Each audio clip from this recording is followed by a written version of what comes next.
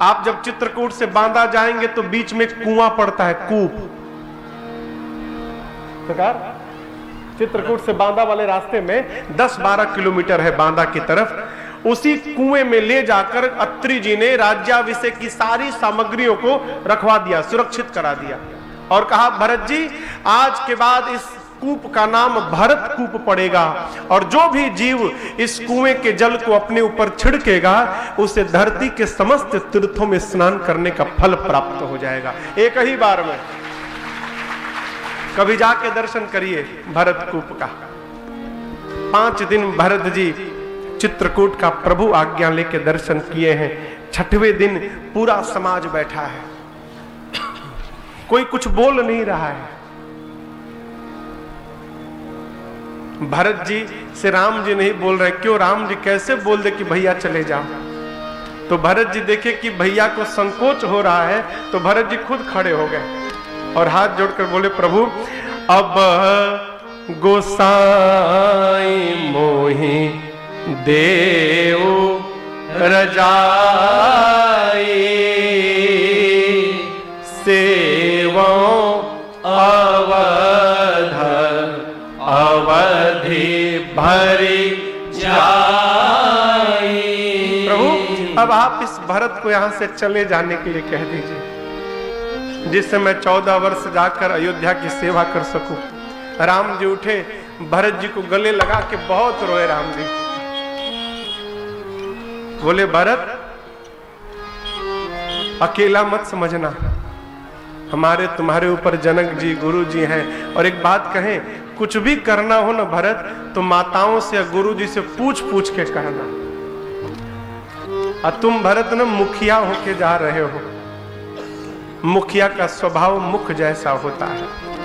अब देखिए, हाथ में चोट लग जाए तो हाथ काम करना बंद कर दे,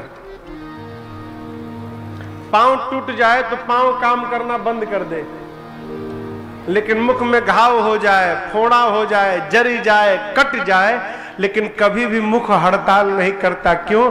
मुख जानता है मैं मुखिया हूं, मैंने हड़ताल किया ना तो शरीर समाप्त। मुख घर का जो मुखिया होता है उसको रूठने का अधिकार नहीं है।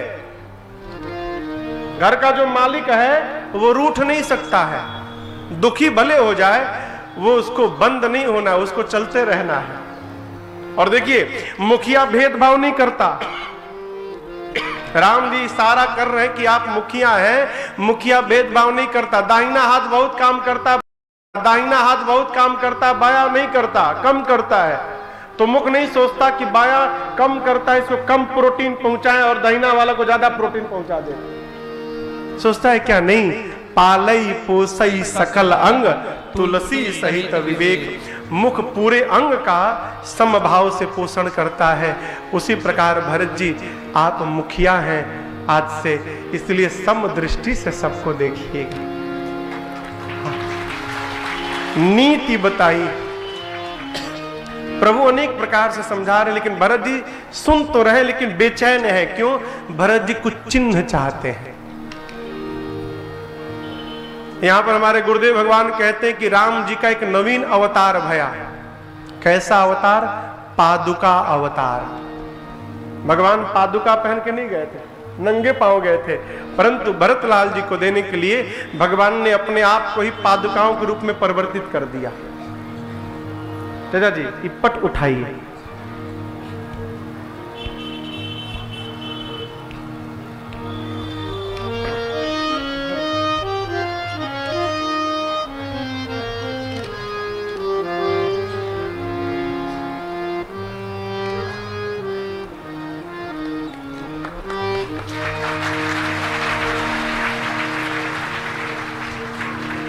प्रभु ने पादुकाओं को दिया। बाबा कहते हैं, एज प्रभु कर कृपा पावरे देने,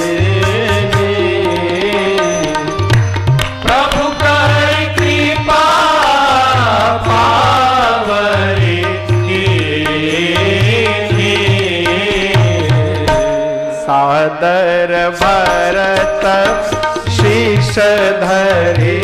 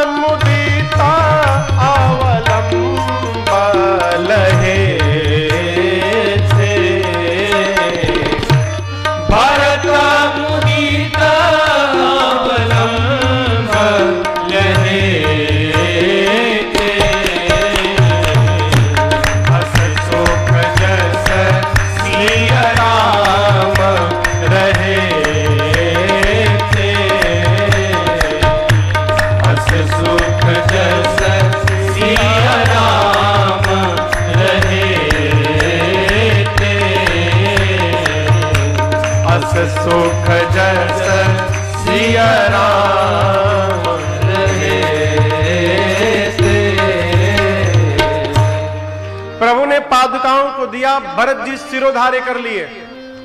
ऐसा लगने लगा भरत भैया को कि मानो पादुकाओं के रूप में श्री सीताराम जी ही उनके साथ जा रहे हो। दोनों भाई गले मिले हैं। बारिज लोचन मोचत बारी, देख दशा सुर सभा दुखारी। आज पहली बार राम और भरत जी को रोते देख देवता दुखी भय है। जब ये कंफर्म हो गया, पक्का हो गया देवताओं को कि राम जी अब वन में रहेंगे, तब जाके दुखी भय। अब तक चिंता में थे कि राम जी चले न जाएं। प्रभु ने यथा योग्य सबको प्रणाम करके दोनों समाज को चित्रकूट से विदा किया। भरत जी सबको लेकर श्रीधाम अयोध्या पहुंचे हैं। जाते जाते भरत भैया ने प्रभु के पादुकाओं को राज सिंहासन पर बिठा दिया। क्यों? गुरुजी कहे थे राजा राम, भैया ने तो पादुकाएं रहेंगी, सिंहासन पर बिठा दिए। जनक जी महाराज 4-5 दिन रुक कर राजपाट के व्यवहार को संभलवाए हैं। गुरुदेव से और माताओं से विदा लेकर अपने समाज को लेकर वापस जनकपुर गए।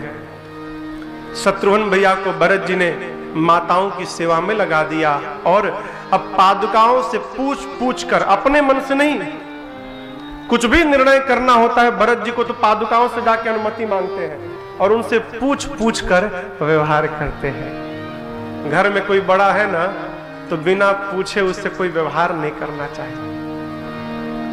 पूछ लेना ही श्रेष्ठ का सम्मान है। यदि हम पूछ ले रहे हैं, यही श्रेष्ठ का सम्मान है। भरत जी सोचे भैया वन में और मैं महल में, नहीं, नंदीग्राम चले गए। दिन भर राजपाट संभालते थे, रात को सोने के लिए नंदीग्राम चले जाते थे। फिर सोचते थे भैया तो धरती पर सोते, सेवक को स्वामी से नीचे सोना चाहिए। तो भरत जी नंदीग्राम में धरती में गड्ढा खोद के और गड्ढे के भीतर कुशा की चटाई बिछाकर गड्ढे में रहने लगे भरत जी। अयोध्या की प्रजा देखकर कहती हैं सब विधि भरत सराहन जोगु। भरत जी सब प्रकार से सराहनीय है। यहाँ पर पूज्यपाद गोस्वामी तुलसीदास जी महाराज अयोध्या कांड की कथा को पूर्ण करते हुए कहते हैं, अरे सिया राम प्रेम पूरन होत, जन्म न भरत को मुनि मन अगम जम, नियम शम दान विषम व्रत आचरत को, दुखदा दूषण दुख दम्भ दूषण सुजस इस अपहर को, कलिकाल तुलसी से सठनी हठि राम सनमुख करत को, कलिकाल तुलसी से सधनी। पूज्यपाद गोस्वामी तुलसीदास जी कहते हैं सीताराम के प्रेम रूपी अमृत से भरे हुए पात्र कौन? भरत जी। इनका जन्म ना होता तो इस कलिकाल में जो अष्टांग योग मुनियों के मन को अगम है उसको धारण कौन करता? यदि भरत जी जन्म न लेते, कलयुग के विकार काम क्रोध मद मोह लोभ मत्सर इनका हरण कौन करता? और गोस्वामी जी अपने लिए कहते हैं यदि भरत जी का जन्म न होता तो इस कलिकाल में इस सठ तुलसी को हठ पूर्वक राम जी के सन्मुख लाके खड़ा कौन करता?